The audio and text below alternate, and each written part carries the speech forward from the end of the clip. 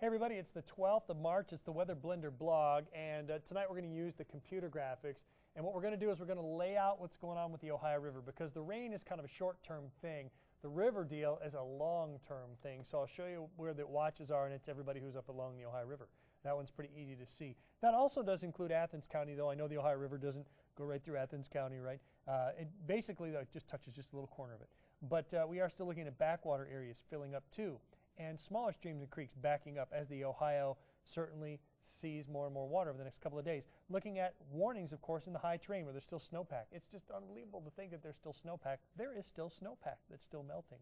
Just real quick look at the radar again, because when we talk about being on the internet here, this is going to be posted and a lot of this rain will be gone. As you can see, the heaviest rain in eastern Kentucky. That will slide through West Virginia and Ohio. Little enhancement there. See the flow coming in from the east? So that could enhance and slow and kind of stall that rain temporarily and creating more rainfall for several more hours. Now we're going to get into the numbers, okay? If you live somewhere on the Ohio River, this means something to you. I won't say the rest of you are dismissed from class because there's more to come in just a minute, but let me go through some of the numbers. We're going to go down the Ohio River at Racine. Last level 25.3 feet, the flood stage 41, going to crest above that at 42.9 on Tuesday night. Now the Ohio River moving down to Point Pleasant, last level 28.7 feet, flood stage is 40. It's going to crest 4.3 feet above that on Tuesday late in the nighttime. Ohio River down the river at the Robert C. Byrd Locks and Dams, last level 31 feet, flood stage 50 feet, cresting just about there, 49.8 feet on Tuesday night.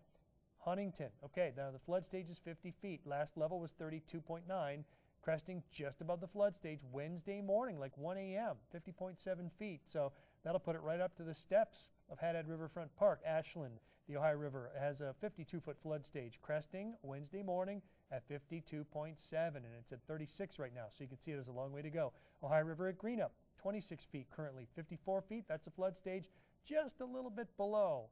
53.3 feet. Of course, there's the locks and dams right there. Perhaps Corps of Engineers can do something to kind of stave off a little bit of that.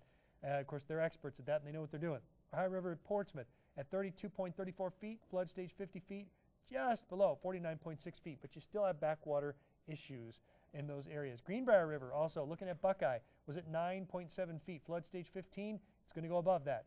It's 16 feet late on Saturday. And then we look at the Greenbrier River at Alderson at 9.2 feet, flood stage 14, going 3.5 feet above that late on Sunday. Backwater areas, of course, are going to fill up with water, so we'll have to watch that very, very carefully. It's what we call a QPF.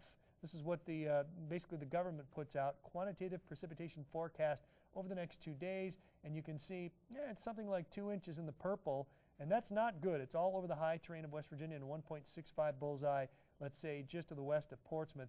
The lighter blue is about 1.5 to 2 inches. So again, that's still not great, and temporary flooding in places like Huntington and through southern Ohio, but that's only on the city streets, and that goes away.